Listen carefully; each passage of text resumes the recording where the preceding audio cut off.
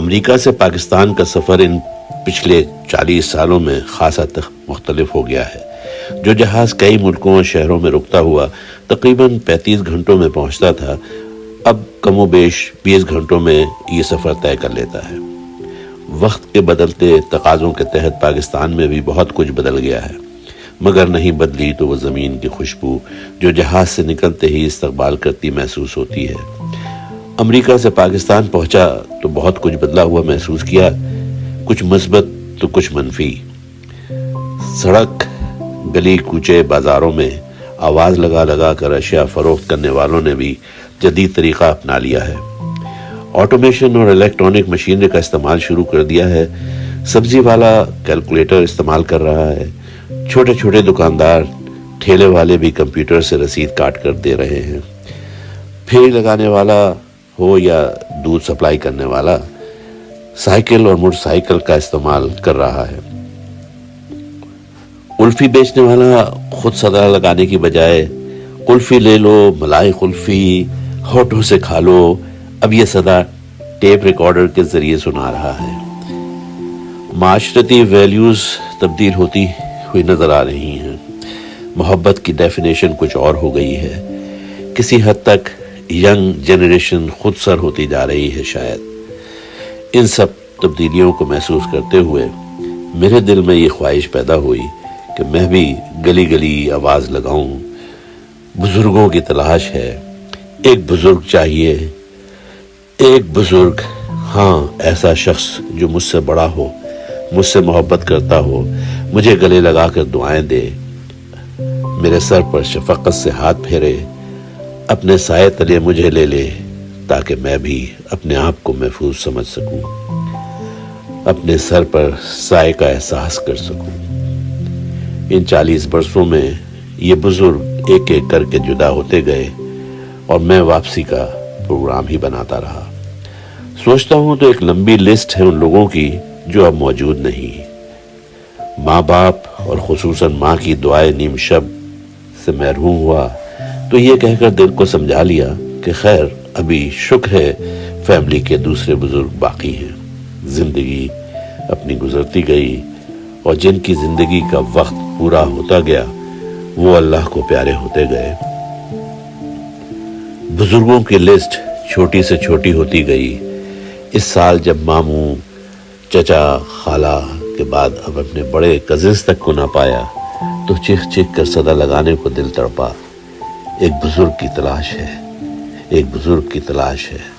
میں سڑک کے کنارے کھڑا سوچ ہی رہا تھا کہ اچانک موسم بدلا، بارش ہونے لگی اور عجیب سا ماحول ہو گیا۔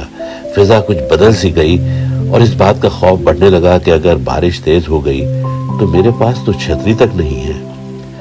ہاں ایسی چھتری جو مجھے اپنے وجود کو، میرے وجود کو اپنے اندر سمیٹ لے اور میں بھیگنے سے بچ جاؤں۔ آتے جاتے لوگوں سے پوچھا کہ خدارا وہ جگہ بتا دو جہاں سے مجھے چھتری مل جائے۔ ہر کوئی اپنی ہی تگدوں میں تھا اور کسی نے بھی میری بات کی طرف توجہ تک نہیں دی۔ پھر یکایک نہ جانے کس سمت سے ایک شخص جس کی خود کی چھتری پاش پاش ہو رہی تھی میرے قریب آیا اور ایک نئی چھتری میری طرف بڑھائی۔ میں خوش ہوا۔ اس شخص کے ساتھ ایک نوجوان بھی تھا جس کو اس شخص نے زبردستی میری چھتری کے نیچے دھکیلا اور خود دیکھتے ہی غائب ہو گیا۔ نہ جانے کون شخص تھا۔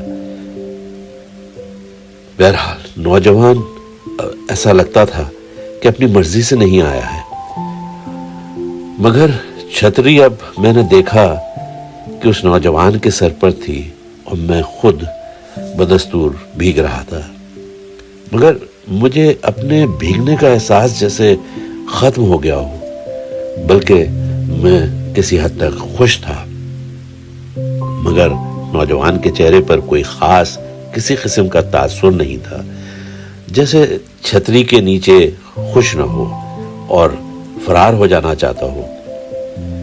میں سوچ رہا تھا کہ میں اب ایک چھتری والا ہو گیا ہوں، مگر کیا اقدار بدل جانے کی وجہ سے یہ نوجوان بھی اب چھتری کی بجائے اپنی رہنمائی، اپنے بچاؤ کے لیے کوئی اور طریقہ اختیار کرنا چاہتا ہے، کوئی جدید طریقہ اختیار کرنا چاہتا ہے، کیا کبھی اس نوجوان کو بھی چھتری کے بغیر میری طرح اضطرابی کیفیت اور پھیرے والے کی طرح آواز لگانے کا وقت آئے گا؟ یہ بھی کبھی کہے گا کہ ایک بزرگ کی ضرورت ہے، ایک بزرگ کی ضرورت ہے؟ شاید نہیں، کیونکہ پھیری والوں کا انداز بدل رہا ہے، اسی طرح نوجوان کے اقدار اور پرائرٹیز بھی بدل رہی ہیں۔ اس گہما گہمی افراتفری نفسا نفسی کے ماحول میں کون کہاں نکل جائے اور کون کہاں رہ جائے معلوم نہیں۔ دعاؤں کو فرسودہ کہہ کر بارش سے بچنے کا کوئی ماڈرن طریقہ ڈھونڈ لیں گے اور ساری چھتریاں اپنی اہمیت کھو دیں گی اور بے دام کسی گودام میں پڑی رہ جائیں گی۔ کاش ایسا نہ ہو۔ کیا میں مایوس ہوں؟ نہیں، اسی لیے سوچا ہے کہ اس نوجوان کو چھتری کی اہمیت سمجھاؤں گا۔ مجھے یقین ہے بارش نہ تھمی تو وہ مان جائے گا اور اس چھتری کی اہمیت کو سمجھتے ہوئے وہ چھتری کے اندر آنا چاہے گا۔ میری یہ چھتری ابھی نئی ہے مگر مجھے بھی استعمال کرنا آ ہی جائے گا اور میں اس نوجوان کی پاش پاش ہو جانے والی چھتری کے مالک کی جگہ اس کے دل میں جگہ بنا سکوں گا، اس چھتری کی اہمیت کو سمجھا سکوں گا، بڑوں کی سرپرستی کی اہمیت سمجھا سکوں گا۔